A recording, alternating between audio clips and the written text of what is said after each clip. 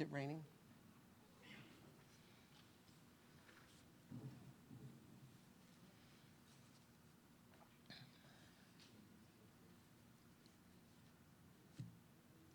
Ladies and gentlemen, thank you for standing by and welcome to the LA County COVID-19 update. At this time, all lines are in a listen-only mode. Later, we will have a question and answer session. If you wish to ask a question, please press 1, then 0.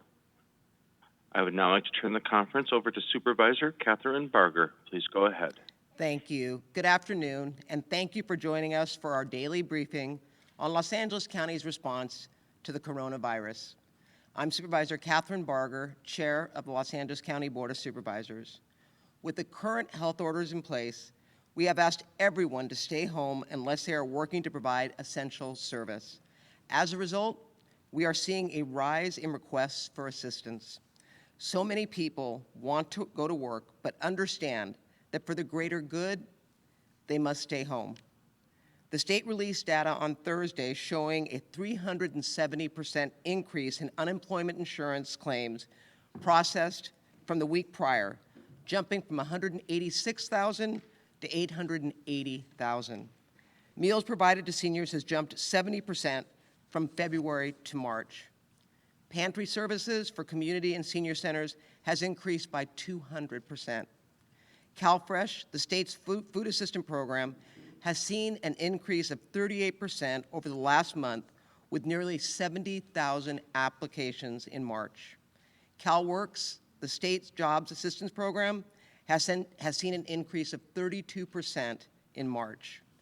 The county's rent stabilization unit has received a total of 1,300 inquiries from constituents related to COVID-19 in the past 2 weeks, and that number is sure to increase.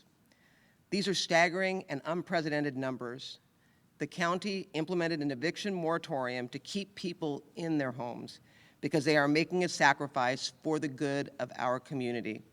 It provides a temporary halt on residential and commercial evictions for tenants who have been financially impacted by the COVID-19 and can't pay their rent as a result. The moratorium is retroactive to when we declared the local emergency on March 4th and goes through March 31st unless it is extended. Tenants will have 6 months to repay their rent, though we encourage tenants and landlords to work together to come up with a payment plan. The moratorium has some requirements for tenants, including notifying your landlord of your inability to pay and some documentation of impact so we can focus relief efforts on those truly in need, which our council is currently working to clarify. In addition, the county issued an executive order placing a temporary rent freeze on eligible residential properties in the unincorporated areas of Los Angeles County.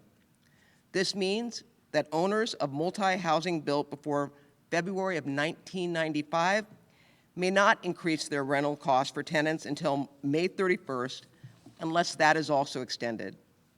Additionally, the county is extending deadlines for housing assistance recipients and applicants for eligibility and are working with the state to secure relief for foreclosures.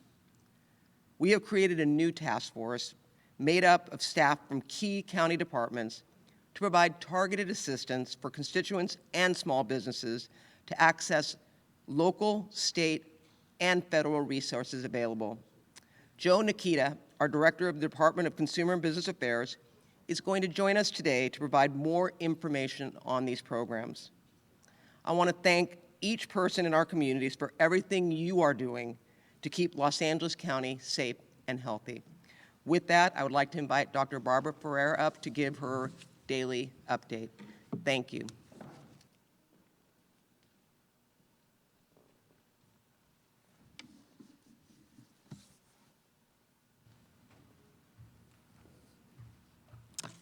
Good afternoon, everyone, and thank you so much, Supervisor Barger, for all your leadership across the county during these stressful and difficult times. I've appreciated being able to work for you and benefited from your wise counsel every day. But I also want to thank all of the other leaders across the county and across the state for all the support to make sure that we are able to, in fact, slow the spread of COVID-19. I'm sad to report an additional 25 deaths today, which brings the total number of deaths in LA County to 223 people who have passed away. And unfortunately, our mortality rate once again has risen slightly to 2.8%. Every day I report these numbers knowing that there are people who are grieving their loved ones who have passed away from COVID-19. And to all who are mourning, we're deeply sorry for your loss, and you remain in my thoughts and my prayers. Today we're also reporting 425 new cases. This means that over the last 48 hours there's been 1,045 new cases in LA County, and that there are 7,955 total cases in LA County. These cases include 287 people that were reported as positive for COVID-19 from our partners in the city of Long Beach, and 94 cases that were reported by the city of Pasadena. We're also confirming 20 cases among people experiencing homelessness in LA County. The vast majority of these cases are people who are unsheltered. We're investigating 4 people experiencing homelessness who resided in shelters, and there are ongoing investigations at those sites, and appropriate quarantine efforts and isolation efforts are practiced. I also am really sad to report that one of the staff members from one of the shelters has passed away, and I know you all join me in expressing our deep condolences and our gratitude to this person's family. We're so very sorry for your loss. 77% of all of our positive cases remain among people between the ages of 18 and 65. Because this number has remained consistent throughout since the very beginning of us being able to report on the number of cases, I urge everyone to remember how important it is to understand that we need universal precautions, because we're all able to get sick from this infection, and unfortunately we're equally able to transmit this infection to others. I want to thank the Sheriff's Department and the Fire Department for sharing their data on their employees who are positive or have had to quarantine because of COVID-19. The LA County Sheriff Department is reporting 27 positive cases amongst their staff. They've had a total of 447 staff members who were quarantined, and 188 of those who were quarantined are back at work. The LA County Fire Department is reporting 14 positive cases among their staff. They have 26 people who are quarantined at home. 2 people who are at home are in isolation and are ill, and 12 who have already returned to work. I want to thank Sheriff Villanueva and Chief Osby for tracking and reporting this data.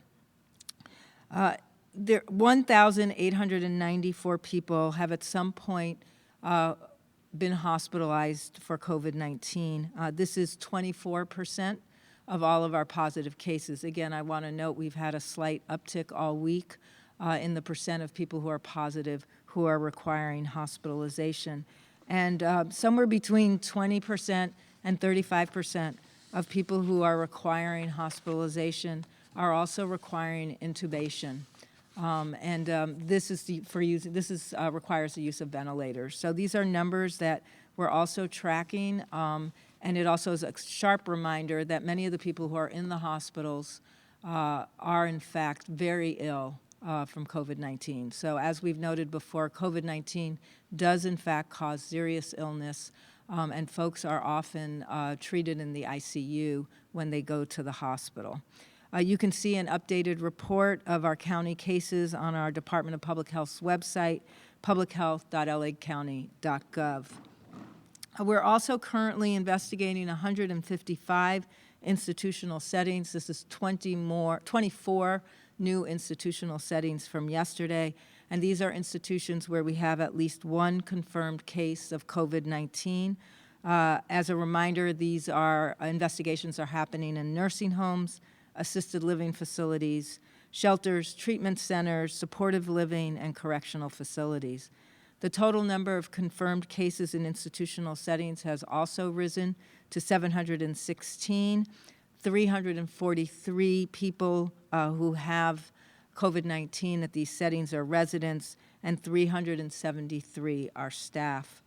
I'm sad to report that 51 residents who live in institutional settings have in fact died. These are folks, again, who are positive for COVID-19.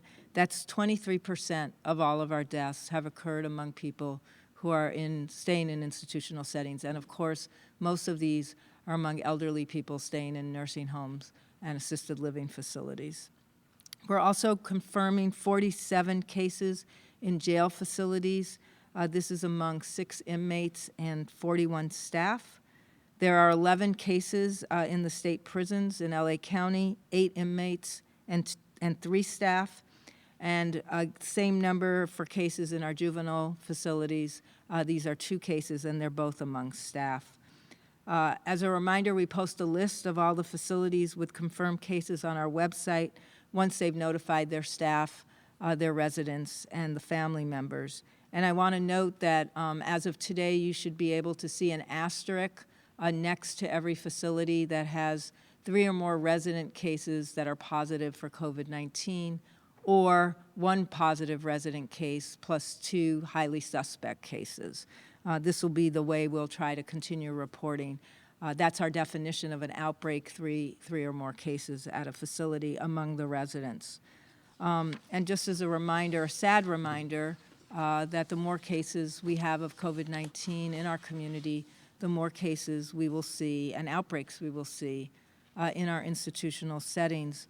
But I do note that the management and the staff at all of these settings are doing their very best to protect the health of the residents and the employees, and we're grateful for their support. When our staff go in from the Department of Public Health to conduct investigations, we have the utmost cooperation. There's not a single person working or managing these facilities that does not want to see us quickly be able to together work to make sure that we don't continue to see more cases, especially for those residents who are very vulnerable for serious illness. As of April 8th, over 38,300 people have been tested in LA County. Thank you, Dr. Kazan. Every day this week, pretty much, we've opened new testing facilities. 15% of people who have been tested to date were positive, and as I noted before, we're still waiting to get negative test results from a couple of the labs. I want to make sure that folks know that we are still recommending testing only for those people who are symptomatic. I particularly want to note that if you're under a quarantine order, you're a close contact, and you're asymptomatic, please don't think if you go and get tested and your test is negative that you can then leave your quarantine earlier than the 14 days. You have to stay for the full 14 days of the quarantine order. That's because it takes 14 days for this virus to incubate. So I ask for your cooperation on that. I also, we received a lot of questions over the last couple of days of people who have been tested and are confused about what they're supposed to do while they're waiting for their test results. So I want to address that today. So if you've been tested, and since the majority of people being tested are symptomatic, you've been tested, you're waiting for your results, you have symptoms, you need to stay home and self-isolate while you're waiting for your test results. Please, please don't wait for a confirmation that you're positive to begin your self-isolation. You actually need to self-isolate at the moment you started having symptoms. And this is particularly important because there's still a lag time from the time you're getting tested till the time you're getting your test results. You need to isolate. That means you need to stay away from everyone, even your other household members. You shouldn't be sharing anything. You should try not to share bathrooms. If you have to share a bathroom, you need to clean the bathroom after every use. You should be making sure that even in your house, you're using your face covering if you have any times where you need to interact or be in shared space with others. Once you get your test results, if you're positive, you need to complete your isolation period, which is for at least 7 days, with 3 days needing to be symptom-free and fever-free. Oftentimes, for people who have symptoms of COVID-19, we're talking about 2 weeks while they're experiencing their illness. So that entire time you need to self-isolate. You also need to notify all of your close contacts, and your close contacts include anybody that you were around 48 hours before you developed any symptoms. So anybody in your house is a close contact, any caregiver, if you're an essential worker, anybody you may have exposed at your workplace, and all of those folks need to quarantine for, again, the full 14-day period. That means they too need to stay home. This means no shopping. This means please don't go and join others for dinner. This means stay home, stay apart from others as much as possible. It may take as long as 14 days for you to develop any symptoms, and until you've completed that 14-day period, it is not clear that you are not going to become infectious yourself. I know this is a lot to ask for folks, but I want to clarify, while you're waiting for your test results, if you have symptoms, we need you to act as if you're positive. So please go ahead and take care of yourself and make sure that your close contacts are aware that they are needing to quarantine. I want to close by just noting that in these very difficult days that we're living through, one aspect of medical care, routine medical care, should not be forgotten, and that is care for children, well-being care for children. And I know that there are many preventive services for those of us who are adults that we will delay, but the one thing that should not be delayed during this time of staying home and being safer at home are making sure that newborn and well child care visits, especially those that require an immunization, are still happening. There should not be long delays in making sure that children are fully immunized. There's a lot of other diseases like whooping cough that are circulating and that can be prevented through immunization. So please check in with your child's provider if they're due for a routine check that involves an immunization, and make arrangements so that your child can stay fully immunized during these difficult days. And we know that there's challenges. Many sites may have closed. Many sites may have limited hours for being able to see children, particularly children for a well child visit. But we ask you to make sure you're staying in touch with your provider and not delaying life-saving immunizations for children. As I mentioned earlier this week, we're going to need to continue the measures we're all taking now so that we can continue to slow the spread. The data is encouraging. We've heard that from many different leaders at the federal level, the governor, and even here in our county. We know that all of the sacrifices, and they are huge sacrifices that everyone is making, is in fact slowing the spread. But slowing the spread is a consistent activity that we have to continue to do for many days to come. So I ask you to have some patience, continue to do everything you're doing to take care of yourselves and your loved ones. I know that this new reality that we're living in is not forever, and that we're going to come out at the other end in the matter of weeks. But we do need to stay the course for the next few weeks. So thank you for being so incredible during these really devastating times for so many of us. Thank you for holding on to hope. Thank you for caring for each other. And I know that together we get to the other side. And now I'm going to introduce Joe Nikita, who's the Director of Consumer and Business Affairs.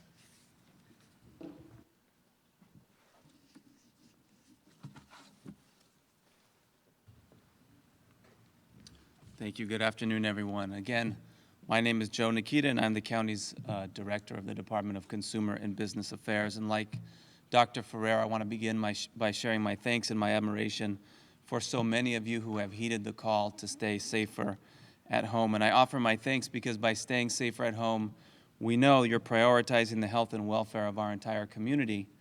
And I express my admiration because I know that for so many of you, staying safer at home comes at a cost. You may be keeping your business closed out of respect for a public health order, or perhaps you're a worker who's had a reduction in hours, or maybe you've lost a job. If that's you, then you know better than any of us that COVID-19 is at once a health crisis and an economic crisis. LA County is home to nearly 500,000 small businesses that employ about 1 million people, and it's government's obligation in times like this to step up in support of those who by their blood, sweat, and tears are the engine that drives our local economy. And I'm proud of our County Board of Supervisors and our elected federal, state, and local leaders for marshaling badly needed funding to support our entrepreneurs. The Board of Supervisors will be considering a motion next week to establish a county relief fund for small businesses. And like I said, it's so needed right now. But in addition to financial support at the county and at the Department of Consumer and Business Affairs, we know that timely, accurate information is critical. If you're a business without a pre-existing credit relationship with a bank without a loan, or maybe you have no relationship at all because you're unbanked or you're underbanked, if you're in the gig economy, if you're outside the formal economy, if you don't speak English, folks like you are often the last to find out, the last to know, and the last in line.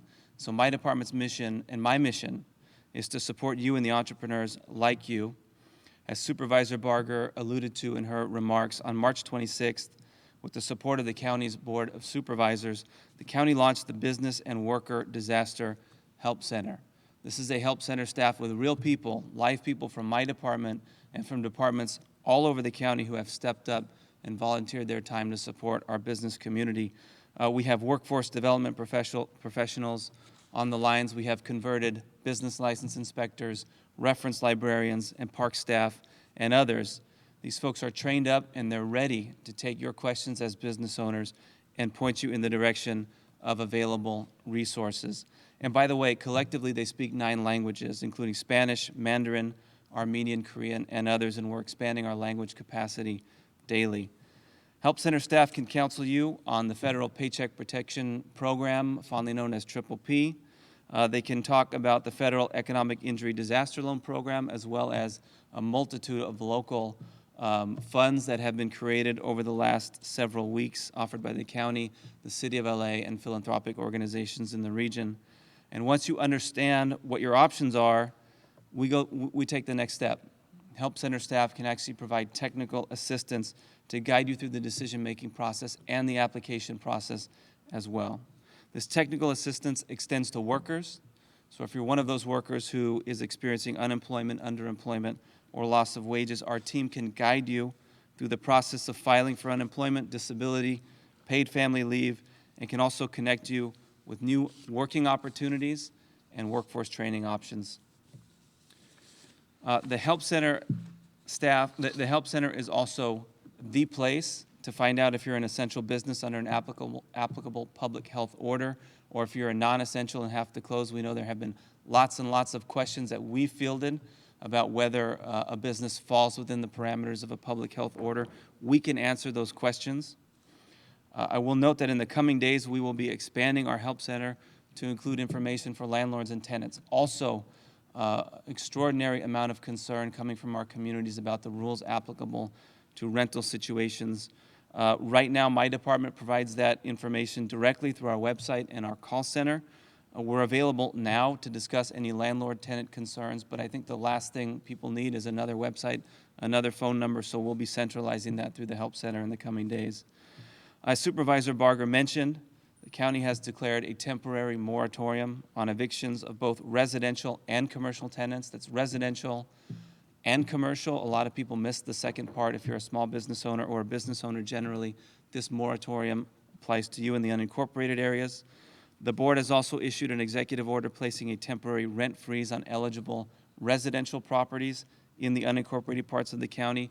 The City of LA and other cities in the region have taken similar measures. These are necessary now to protect those who are suddenly and unexpectedly unable to make rent due to novel coronavirus, but it does make a difference if you live in the unincorporated county or the City of LA or the City of Glendale or Long Beach, etc.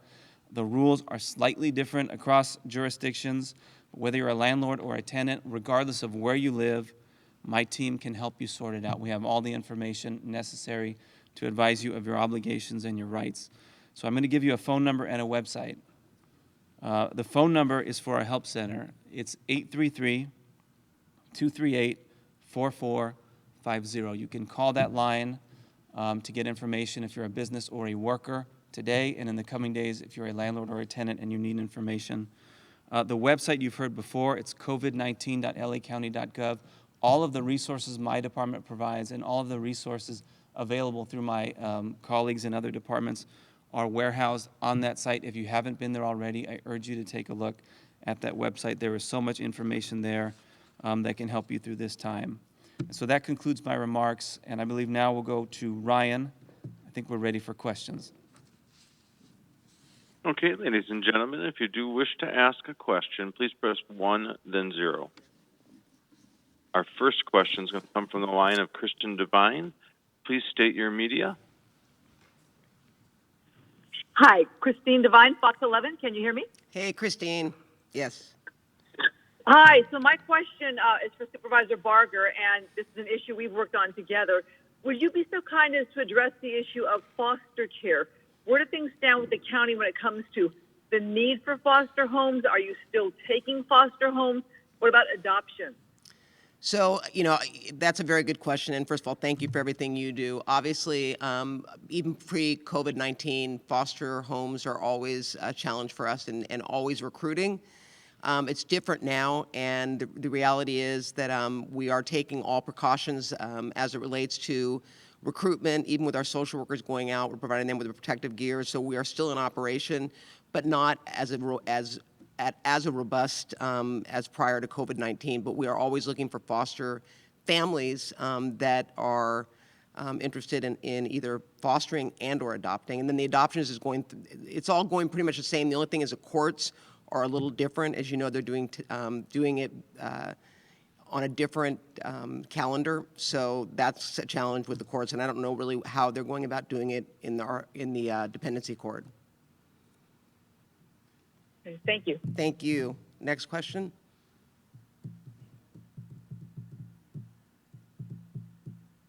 That will come from the line of Claudia Prosciutta. Please state your media outlet. Claudia with KNX News Radio. I have a few questions. Any outbreaks among the homeless population? Given the incomplete testing data, Barbara, I'm wondering how concerned you are about the rising mortality rates. Yesterday, you mentioned 2 deaths among healthcare workers. Is it still 2? I presume 1 was the jail nursing staff member reported yesterday by the LA Times. I'm wondering what the setting was that the other person worked in. And also, Barbara, you've called this stay-at-home week. Do you think next week will be another stay-at-home week? Thank you.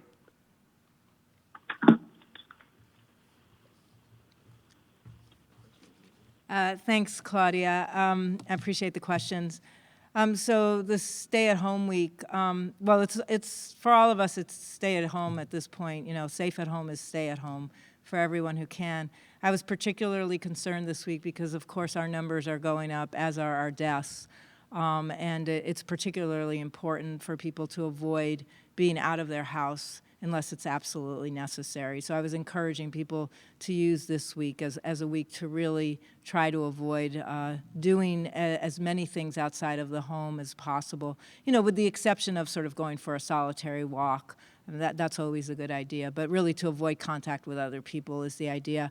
I will suggest that we remain really dedicated to being safe, and being safe means safe at home, for the next few weeks to come. So from my perspective, everything we can do to avoid having to be in contact with other people is a really good idea at this point. I think in terms of outbreaks at any of the shelters, our policy when we have a case at a shelter or at a nursing home or at an assisted living facility is to work with the management and identify close contacts and, in fact, make sure that with those close contacts, they're quarantined. We have a number of people at a couple of shelter sites where we're doing investigations that have, in fact, been quarantined, and a number of people who are undergoing testing, but we don't have, as you noted, the conditions that really call it an outbreak, 3 or more cases at any of the shelters at this point in time. But again, I would imagine that as we continue in the days ahead, we will have outbreak situations in almost all of our institutional settings. These are places where people often are sick, and they're also places where people are often close with each other. A concern about the rising mortality rate, you're absolutely correct. I'm concerned. I look across the country and I note that in many other places, mortality rates are in fact rising slightly. I do want to note that the mortality rate is a reflection of the number of positive cases, and if we're not yet able to test as many people as we'd like, that mortality rate is likely to drop once we've increased the number of people that are tested and that we can determine are in fact positive. But you know, a rising mortality rate is never something that we would say we shouldn't be paying attention to or that everything's okay. We'll take the next question. And that comes from the line of Alexandra Wigglesworth. Please state your media outlet. Hi, it's Alex Wigglesworth from the LA Times. Just wondering, does the Department of Public Health keep track of how many people are tested post-mortem? And if so, how many there have been? And then also, are you working with the coroner's office to conduct swab testing of all bodies it handles, or are those all bodies of suspected coronavirus cases? Yeah, those are good questions. I don't have the answer to the last question. I think that's a question for Dr. Lucas, and I'm sure he'd be happy to answer that if you call over to his office. We do work really closely. I mean, most importantly, what we're all trying to do is make sure that we catch, even if it's post-mortem, that we catch all of the positive cases. And his team works on a regular basis with all the members of our team to make sure that that work is happening and that cases are accurately reported. So I can give you assurances that even when there's testing that happens, unfortunately, after someone has passed away, those results are reported to us and they are included in our daily tabulations of the number of people who have died. Thank you. We'll take the next question. And that comes from the line of Betty Halsell. Please state your media outlet. Hi, this is Betty Hoffler from LA Sentinel. First, I want to thank you guys for keeping the county informed. This is not the easiest news, so I can't imagine the weight that it carries when you're delivering tragic news. Speaking directly to Barbara Ferrer. However, I have to ask your opinions and thoughts on the impact that COVID-19 has had on our economic system and our finances as well. The homeless have always been exposed to a life or death situation, have always been exposed to elements. The losing of jobs, the unemployment rate has always been there. So I kind of want to know exactly how these solutions are coming forth when the problems have always been there. There's always been a call for the digital divide to be closed. Also, my last question is, do we have any update on the fatal cases of COVID-19 by ethnicity, specifically African American? Thank you. Thank you. I really welcome your question about, you know, what's the impact of a pandemic on, you know, sort of everything in our society, especially sort of the economic impact, as well as, you know, obviously the social impact, the personal impact, the emotional impact. You know, I do want to say, I think a pandemic really surfaces many of the issues and the challenges that we've been facing for a long time as a society. You know, it definitely exacerbates the disproportionality we see every day that we do our work here in the county, not just in times of incredible disruption. You know, those people who are most affected by this pandemic tend to, in fact, as a group, be those people who are disproportionately earning less money, disproportionately have on average many more underlying health conditions, disproportionately have in fact the kinds of jobs that may not afford them all the protections that they would wish they had, including, you know, being paid if they're needing to be furloughed. And for our homeless, it's certainly acutely recognized that having a large number of people, 45,000 people that are unsheltered, is a particular challenge for every single person, that's unsheltered, and for all of the wonderful people that are trying to support people who are unsheltered.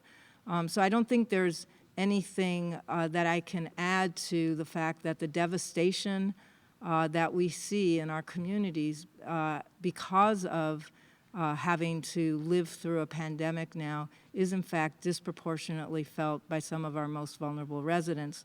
But I want to note that the silver lining is that you also see great acts of generosity from everyone during these times. And, you know, that's our hope. People are coming together as a community. We're working both to address the underlying conditions that contribute to the disproportionality, but also take immediate action to try to acknowledge that this has a disproportionate impact on some folks and that we need to pay particular attention to doing everything we can to protect the health and well-being, and that's the physical health, the emotional health, the economic health of all members of our community, but particularly those most vulnerable at this time. I don't have an update at this moment on our being able to give more complete data around race and ethnicity of those who are both hospitalized and around those who are dying. But we are working on a report, and we'll be issuing a report every week over the next few weeks to really take a deeper dive into race and ethnicity data. So thanks for your questions. We'll take the next question. That comes from the line of David Rosenfeld. Please state your media outlet. Yeah, hi, I'm with the LA Daily News. I just wanted to thank you very much for answering our questions every day so thoroughly and patiently. We all really appreciate it. Changing gears a little bit, I was wondering if I can get a comment about the Mercy ship. Yesterday, late yesterday, it was reported that one of the crew members had the virus. I'm wondering if it's going to change its mission in any way. And secondly, I was wondering if you could comment just briefly on the difficulty or how you exactly confirm a death is related to coronavirus, or how we should be referring to this. There's some pushback on whether we can say the person died from COVID-19, or in every case, is it not in relation to, or so forth, or how should we be accurately explaining this? Please, thank you. Yeah, hi, I'm Dr. Christina Galley from the Department of Health Services. I'll take the first question and then I'll turn it over to Dr. Ferrer for the second question. Regarding the Mercy ship, I'm not able to comment and don't have the information specifically on the first part of your question on the individual. I would encourage you to reach out directly to the federal government or to the Mercy ship. They have press personnel who are able to answer questions about situations on board the Mercy ship. With regard to what was part of your first question, there is a lot of discussion, as you can imagine, over time, just what's the best way to continue to track this virus over time, with attention paid to all of the different resources that are needed within the community to provide support. And so as this has evolved over time, there are certainly active discussions that are going on about what's the best use of the Mercy ship, and would that be still best in which type of environment, and what kinds of resources are needed, what kinds of patient populations would be best cared for on that ship. Would it be best to pivot the use of the ship to care for a slightly different population? So those conversations are ongoing. As of today, it's still the same plan and the same practices in place of having them care for COVID-negative patients being transferred by interfacility transfers from existing hospitals over to the ship, but that remains fluid and will continue to reevaluate in partnership with the federal government over time.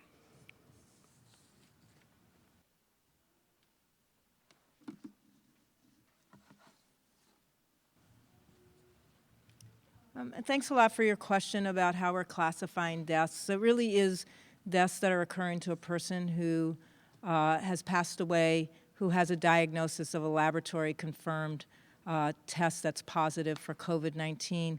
For many of these patients, in fact, when you look through their death records and their medical records, it'll be that they passed away from complications associated with COVID-19. But we will capture all of the deaths that are happening for a person that has a diagnosis of COVID-19, a positive case of COVID-19. So thanks for the question. And we'll take one more question. Okay, that will come from the line of Steve Gregory. Please state your media outlet. Good afternoon, Barbara. Steve Gregory, KFI News. Thank you for taking my call. Dr. Ferrer, I wanted to find out, and if I missed it yesterday, I apologize. You were talking about when you did give ethnicity information, you spoke about a little bit of a higher case number in the African American community. Is this going to lead you or your office, your team, to be more aggressive in getting testing into that community? In respect with any kind of a testing center, mobile testing site, how is that going to shift your mission in terms of getting the testing out there? Also, a question for Mr. Nichita.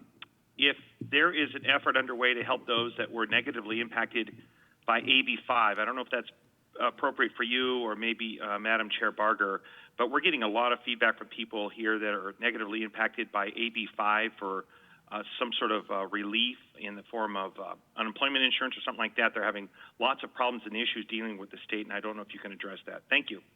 Sure, thanks a lot. And I'll start with the first question. I do want to also acknowledge and thank all of the media. You're doing a brilliant job covering this very complicated time for us and really presenting information that's extraordinarily difficult in a very accurate and easy to understand way. So we're in your debt for doing such a good job. Yeah, we're deeply disturbed, as I noted a couple of days ago, by the preliminary data, and it is preliminary data, and we need to get more complete data that indicates two things. One is that African Americans are dying at a higher rate than we would have anticipated based on their numbers in our population from COVID-19. And it's not just here. This is data now that's been confirmed from across the country. And it's similar data that we note for many other illnesses that we track, that African Americans have disproportionately poor outcomes when compared to all others in our populations. I am also troubled by the data that we have that indicates that in our less affluent communities, there's also been less testing, which, for all practical purposes would translate as perhaps less access to testing. So the combination of having higher rates of mortality among African Americans and having less access to testing means we do have a lot of work to do, and we have to do it right now. And I'm really grateful both to all of the folks that are currently working in lower income communities with less resources to quickly ramp up testing. I want to note that there was testing this week at the MLK campus, and I want to thank Dr. Kazan and all of the partners that got that set up. But obviously, it does change what we need to do. We need to be very deliberate about making sure that we improve access to testing, and we need to also be very deliberate about making sure that everyone has access to the kind of information that helps them make good decisions during this difficult time. So we'll be doing both of those. We'll be out and about.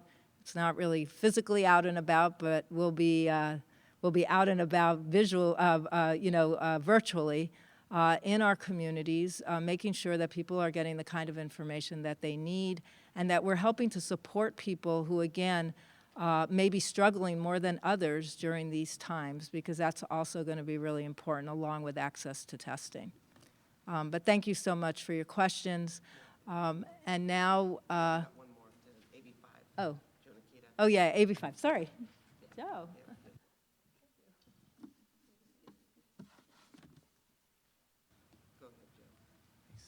Good afternoon again, Joe Nikita with Consumer and Business Affairs. AB5 is the law that came into effect on January 1 that changed the way businesses classify whether somebody is an independent contractor or an employee, with a strong preference to classifying them as an employee. It has created confusion. We've heard it. There is confusion in a number of levels. One area of confusion might be if you're a business looking to access federal resources, in particular Paycheck Protection Program, how do you classify those employees who you may recently have converted from an independent contractor to an employee? If you became an employee and you lost your job, are you eligible for unemployment? If you were not quite through the conversion process, or maybe it was in dispute from independent contractor to employee, are you available then for disaster loans as a business or a solo practitioner? Unfortunately, at the county level, we get these concerns all the time, but these roll up to the state. It's something we're looking at. We're starting to hear a lot of questions about it. So I think it's just a fantastic question something that I'm committed to looking into and making sure that at least through our Help Center line, we're able to point employees and businesses with questions like this in the right direction. So it's something we'll look at certainly in the coming days. Thank you. And now we're going to take Spanish marks. Thank you.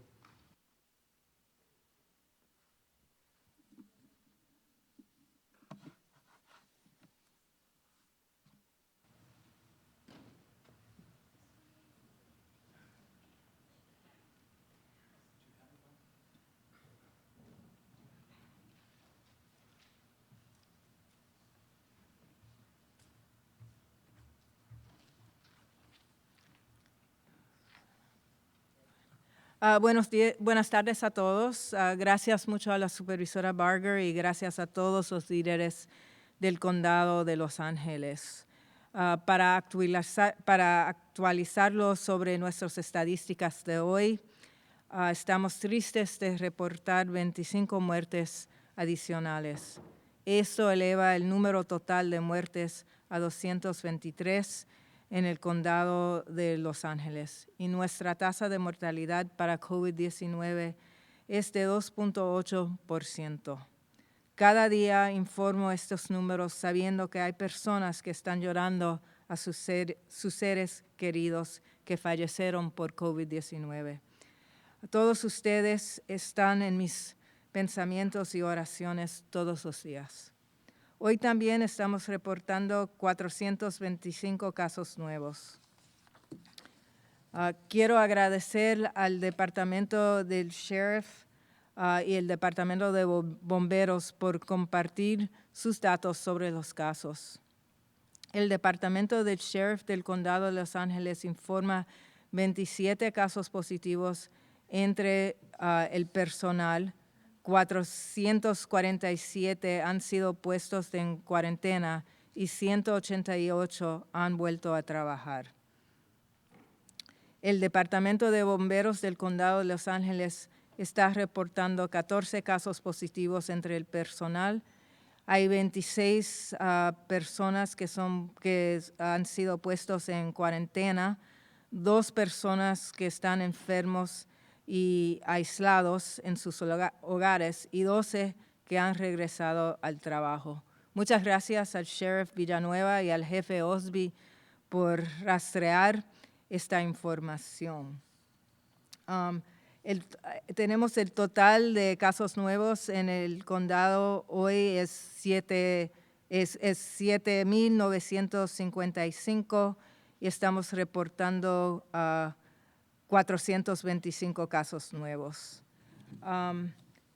Hay 1,894 personas que han sido en algún momento hospitalizados, el 24% de todos los casos positivos.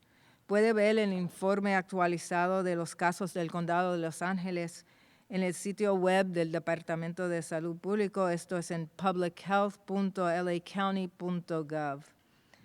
Actualmente estamos investigando 155 entornos institucionales con al menos de un caso confirmado de COVID-19.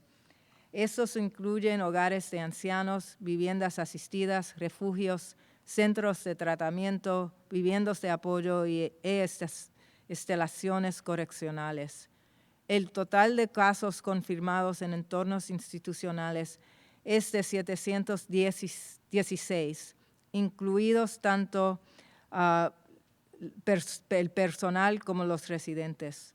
Los 343 de estos casos confirmados son con residentes y 373 son empleados.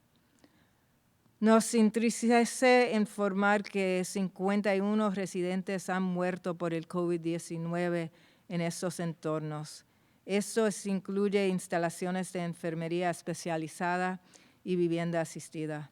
23% de las personas que fallecieron en todo el condado eran residentes en estos entornos.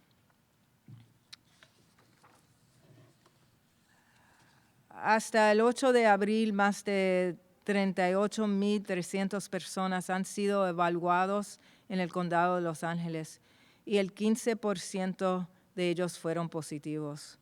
Ciertos grupos de personas siguen siendo la prioridad para la prueba. Aquellos con síntomas y que un médico ha determinado que son apropiados para la prueba.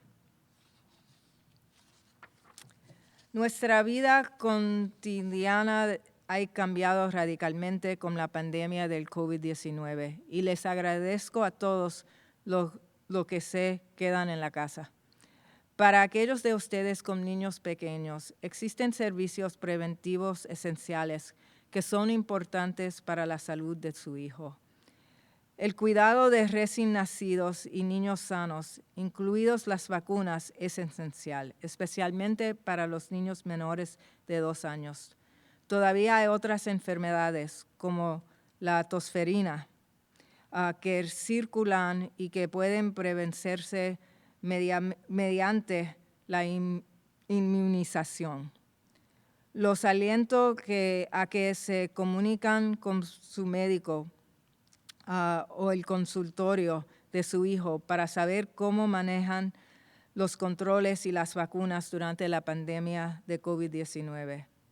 Es bien importante que los niños serán vacunados y que sean vacunados en el tiempo cuando necesitan las vacunas.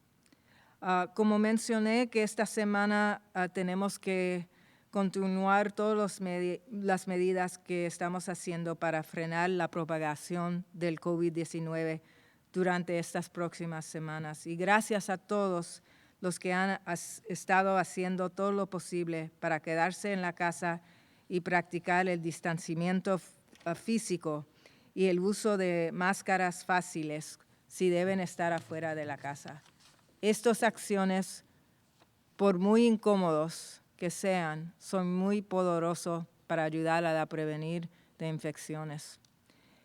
Es una buena idea continuar planeando quedarse en la casa tanto como sea posible, lo que incluye recibir alimentos, medicamentos y otros suministros esenciales. Quiero de nuevo agradecerle a todos nuevamente por ser tan increíbles durante este tiempo tan difícil. Todos tenemos un parte importante en frenar la propagación de COVID-19. Muchas gracias por todo lo que están haciendo. Y ahora viene a hablar Azucena Favela, la directora asistente del Economic Development, Consumer and Business Affairs. Bienvenido.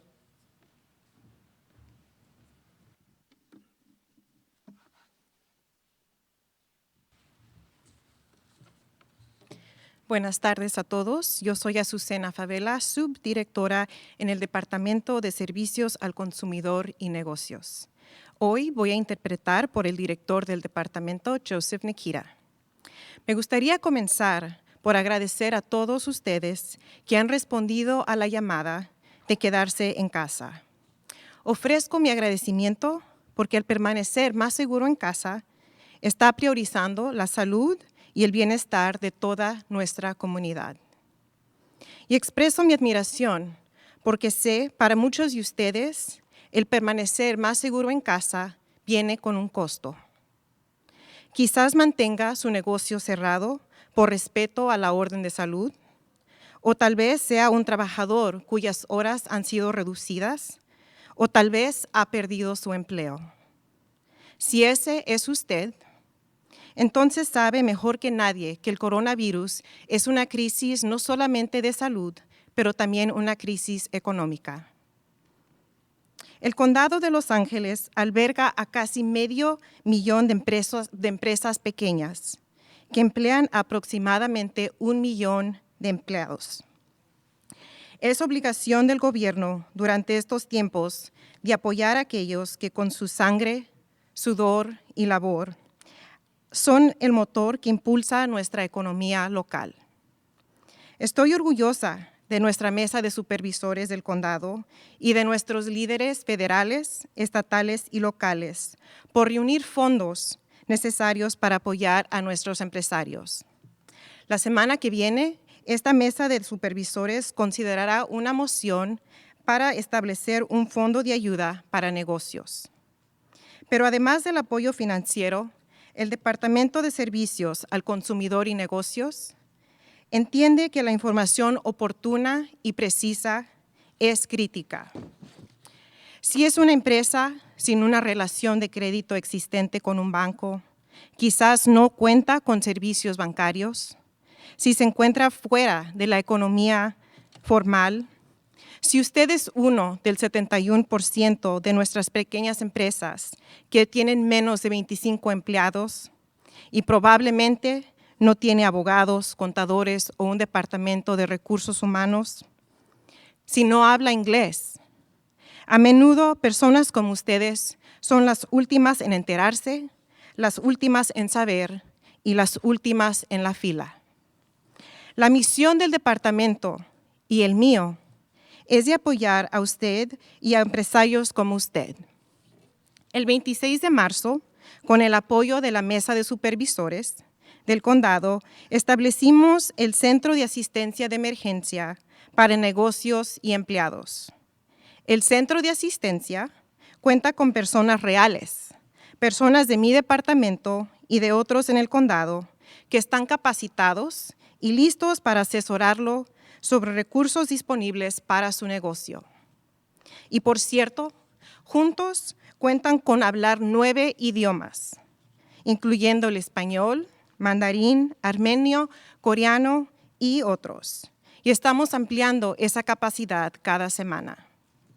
El personal del centro puede asesorarlo sobre el programa federal de protección de cheques establecido por la ley CARES, el programa federal de préstamos de desastre económico, así como programas de préstamos y becas locales que están disponibles por el condado, la ciudad de Los Ángeles y las organizaciones filantrópicas. Y una vez que comprenda cuáles son sus necesidades y sus opciones, el personal del centro también puede tomar el próximo paso de brindarle la asistencia técnica para guiarlo a través del proceso de una aplicación. Esta asistencia técnica se extiende a los trabajadores que también sufren por la pérdida de salarios. Nuestro equipo puede guiarlo a través del proceso de solicitud de desempleo, discapacidad y también conectarlo a trabajos con nuevas oportunidades y capacitación de la fuerza laboral. El centro de ayuda también es el lugar para averiguar si su negocio es esencial bajo la orden de salud pública o si no es esencial y debe cerrar. Hemos recibido muchas llamadas para poder ayudar a contestar esta pregunta. En los próximos días ampliaremos nuestro centro para poder incluir información para propietarios y inquilinos. En este momento, el departamento proporciona esta información directamente a través de nuestro sitio web y nuestro centro de llamadas. Estamos disponibles para contestar preguntas sobre las reglas aplicables a su situación particular. Si aún no sabe, el condado ha declarado una moratoria temporal en el desalojo de inquilinos, tanto residenciales como comerciales, y ha emitido una orden ejecutiva que congela temporalmente la renta en propiedades residenciales que son elegibles. Y esto es en las áreas no incorporadas del condado de Los Ángeles. La ciudad de Los Ángeles y otras en el condado han establecido sus propias medidas similares, que ahora son necesarias para proteger a aquellos que inesperadamente no pueden pagar sus rentas. Las leyes varían por ciudad y nuestro centro está disponible para ayudarle a entender cuáles son las leyes que le aplican a usted. Le voy a dar ahora un número de teléfono y la página web. El número de teléfono para el centro de ayuda es 833-238-4450. Otra vez, 833-238-4450. La página web es la covid19.lacounty.gov. Todos los recursos son disponibles a través de mi departamento y todos los departamentos del condado están ubicados en el sitio. Muchas gracias por su atención. Como no hay más preguntas, voy a invitar a Karen Ohanesian, que es la enfermera de salud pública con el Departamento de Salud. Gracias.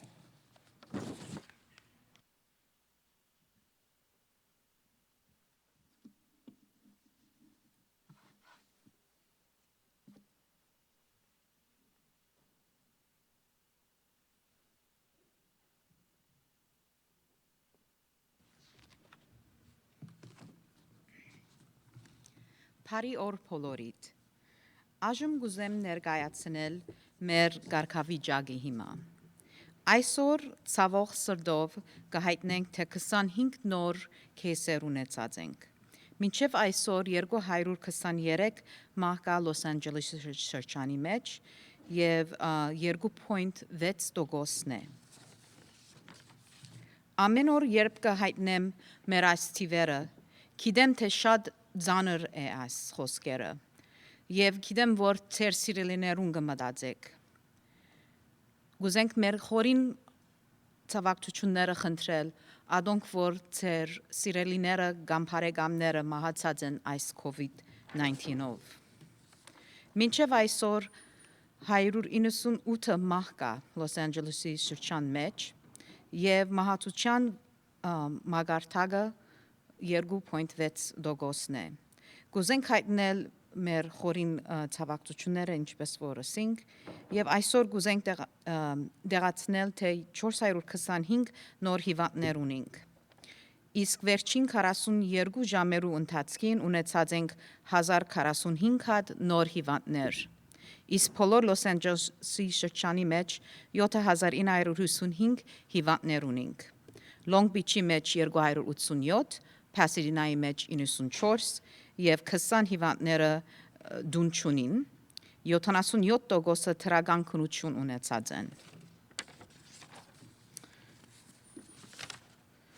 Կուզենք շնորհակալություն խնդրել մեր ոստիկանության եւ հրսեջի դեպարտամենտներուն, որբեսի իրենց թվյալները տվածեն։ Ոստիկանական դեպարտամենտին մեջ 27 անց COVID ունի, 447 անձեր քորենտինին մեջ են, մեգուսացած են եւ 188 աշխատավորներ յետ կորձի դարձած են։ Հրսեջի դեպարտամենտը ուրեմն ունի 14 հիվանդներ, 26-ը դունն են եւ 2-ը հիվանդ են եւ 12-ն ալ կորձի յետ վերադարձած են։ Նորին շնորհակալություն կուզենք խնդրել Sheriff Villanueva-ին եւ Chief Osby-ին, որովհետեւ աստիվերը մեզի տված են։ Հիվանդներու 24%-ը հիվանդացած գտնված են, որոնց թվը 18% են։ Ուրեմն բոլոր ընդամենը 1894 հիվանդներ ունենք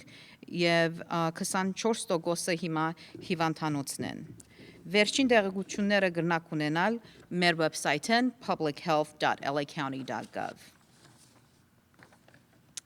Ներկայից ուրեմն 155 զանազան հաստատություններ ունենք, որոնք ունեցած են առնվազն 1 անց COVID-ով։ Այս դեղերն են ձերանոցներ, դուներ, որ գոքնեն ձերերուն, աբաստանրաններ, ինչպես շելթերներ, բուժման թեղերան կետրոններ եւ փանդեր։ Այս հաստատության մեջ կգտնվին 716 кейսեր աշխատավորներու եւ ապրողներու մեջ։ Ուրեմն 343 հոգի այս հաստատությունները մեջ ուրեմն որ գաբրին ունին եւ 373 աշխատավորներ կան։ Ցավոք սրտի 51 հիվանդներ կմահանան այսօր մահացած են ներողություն COVID-19-ով պատճառով եւ կգտնվին ձերանոցներու եւ այդ դեղերը որ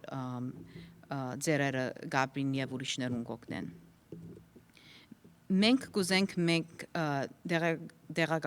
մենք ուզենք ցեզի դեղագացնենք, որբեսի այդ փանդերու մեջ ուրեմն այսօր 47 հիվանդներ կան, 6 հատը փանդարգյալներ են եւ 41-ը աշխատավորներ։ Կալիֆոռնիայի փանդի գարավարական փանդի մեջ ուրեմն 11 հիվանդներ ունենք, 8 հատը փանդարգյալ են եւ 3 հատը աշխատավոր։ Մենք այս բոլոր դեղեցությունները գտնենք մեր վեբսայթին վրա բայց առաջ դեղեցություն կուտանք այդ անձերուն, որ գաբրին հոն, իրենց աշխատավորներուն եւ իրենց ընտանիքներուն։ Կուզեմ հիշեցնել, որ COVID-ի հիվանդները կբազմանան Լոս Անջելեսի շրջանի մեջ, մանավանդ այս հաստատություններուն մեջ։ Ներկայիս կաշխատենք այս հաստատություններուն հետ մեր օֆիսին հետը։ Եվ մենք լավագույնը գնենք, որպեսզի ուրիշ հիվանդներ չլան։ Շատ բնակիչներ մեգուսացած են օրինավոր ձևով, որպեսզի ուրիշներուն ավելի հիվանդություններ չունենան։ Այսօր ապրիլ 8-ին 38,300 հոգի քննություն ունեցած են եւ 15% թրական պատասխան ունին։ Ամեն շաբաթ կփարելավե մեր քննությունները, սակայն թեր թիվերը ավելի քիչ են։ Եվ երբեմն մինչև որ պատասխանը գարնենք, ավելի ժամանակ կտևեք օր։ Առաջի կարգին այս քննությունները կուզենք արտադրել այդ անձի, որ ախտանիշներ ունի եւ կամ իրենց բժիշկը գտելարտրե, որ այդ քննությունը ունենալու։ Ադոնք, որ քննություն ունեցած են, կուզենք ասել, թե եթե քննությունը ունեցած եք եւ մեկ ախտանիշ չունիք, հաջիկ փորձեցեք դունը մնալ քոնե 7 օր։ Եթե ախտանիշ առաջին չունիք, կրնակ հետո ստանալ։ Ադոր համար շատ կարևոր է, որ քոնե 7 օր դունը մնաք, մինչև եւ եթե հետո ախտանիշներ եթե ունեցաք, պետք է մինչև քոնե 7 օր հավելյալ դունը մնաք եւ առնվազն 3 օրը այդ 7 օրվա մեջ պետք է առանց շերմություն եւ առանց ախտանիշներ ունենաք այդ վերջի 3 օրերու։ Եթե ախտանիշները ունեցաք եւ սպասում եք ձեր պատասխաններուն, պետք է նորեն շատ ուշադիր լաք եւ փորձեք մեգուսանալ ուրիշները, եթե գգարձեք, որ ուրիշ մեջ եղած եք ուրիշ անձի։ Որևէ մեկը, որ թրական քննություն ունիք եւ ախտանիշներ ունիք, պետք է բոլոր ձեր գործագիցներուն եւ ձեր սիրելիներուն, որ շփման մեջ եղած եք, 48 ժամ առաջ ձեր ախտանիշները երբ կծծնվի, հաջիկ պետք է բոլորին ասեք, որպեսզի իրենք ալ գիտնան եւ իրենք քորենտինի մեջ լալ։ Երկրորդ, երեխաներուն համար։ Ադոնք, որ փոքրեր ունին կամ երեխաներ, կարևոր են, որ իրենց բզիկները լավ նային։ Պետք է իրենց բժիշկներուն թեր հետևին, իրեն ինչպես պատվաստումները, իրենց well baby visit-ները, որով ասիկա շատ կարևոր է, այդ պատվաստումները, որ կստանան, ինչպես մեր գաբույթ հազը, եւ ուրեմն գուզեմ նորեն շնորհակալություն հայտնել բոլորիդ, որ այս մեր դեղեցությունները եւ օրենքները կհարգեք, որբեսի ամեն անգամ որ դուք կհարգեք, ուրիշ անձիմը կօգնեք։ Շատ շնորհակալություն։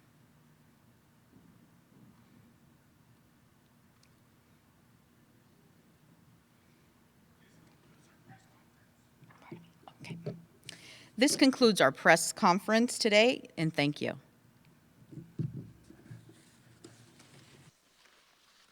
Okay, ladies and gentlemen, that does conclude today's conference. I want to thank you for your participation. You may now disconnect.